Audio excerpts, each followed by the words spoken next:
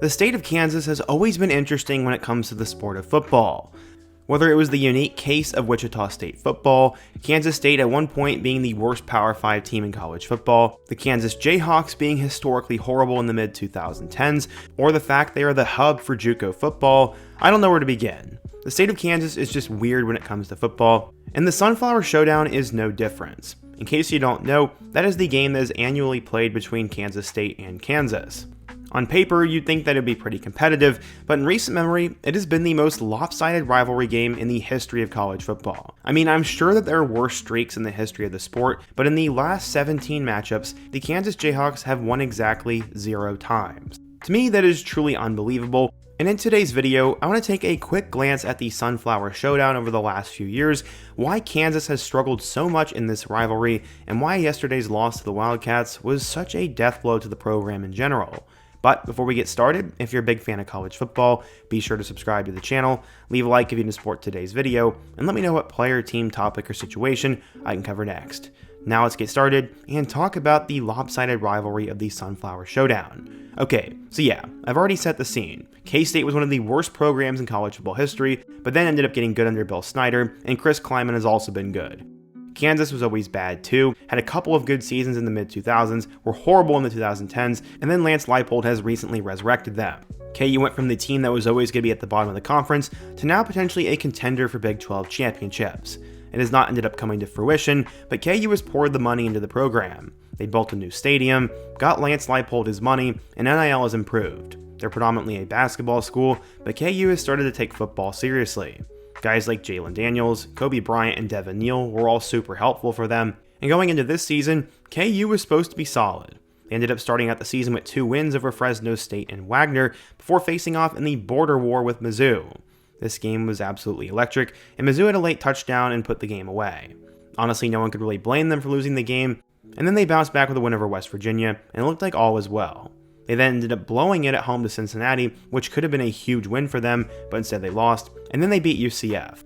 They also have a top 10 loss against Texas Tech, but again, that's not a terrible loss. Their next game would be against Kansas State. Setting the scene for the Wildcats, they have been able to do more with less under Chris Klieman, and they've had some really good players.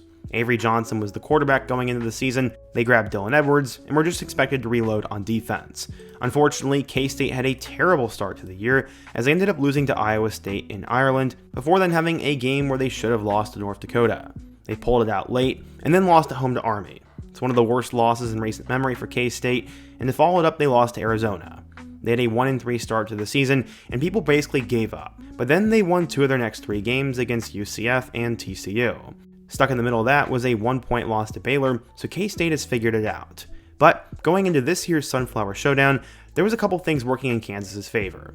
It was at their new stadium, KU was supposed to be better, and this was the worst team that K-State has had in a while. At least on paper it was. K-State also ended up messing up the first kick, and Kansas quickly went up 7-0. It looked like the 16-year streak was finally going to end, but that is not at all how it ended up playing out.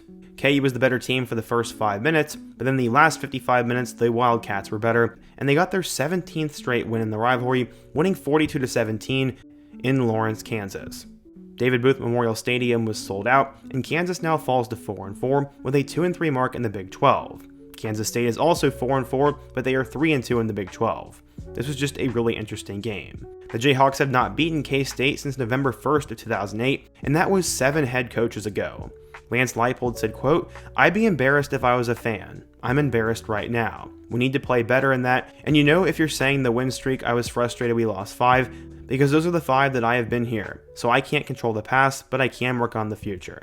It definitely has to be a pain to keep losing that game, and I cannot imagine being a Kansas fan in this situation. To be transparent, I'm a Mizzou fan, but I've always wanted to see Kansas football succeed. I thought Leipold was going to be the coach to do it, and it seemed like they had everything lined up. They had home field advantage, a solid quarterback, a better record, were the betting favorite, and have more explosive players. This seems to be totally mental, and it truly is the weirdest streak in football right now. Leipold has yet to win a game against KU's biggest rivals in Mizzou and K-State, and while they've only played the Tigers once, it'll happen again.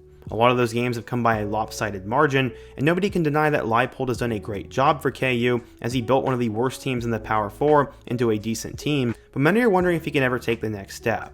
A lot of KU beat writers are saying that Leipold's job could and should be on the hot seat after this season, and I don't really know. His best season was 9-4 back in 2023, but since then the Jayhawks have not played up to par. But that'll be something that Coach Leipold has to figure out. If he wants to try to break the streak, he needs to make sure KU gets to a bowl game this fall and then prepares for next year. Again, I'm not a K-State or a KU fan, and I'm not going to pretend to know a ton about this rivalry game, but if you're a fan of either school, how is this still happening? How does a team win 17 in a row? Why can't Kansas figure it out? And what would it take for Kansas to win? Also, be sure to let me know another rivalry or matchup that is super lopsided, or any other topic I could cover on the channel next. Before you go, don't forget to also leave a like, subscribe if you're new, and check out my videos on the end screen. Hope to see you guys again soon, but until next time, peace.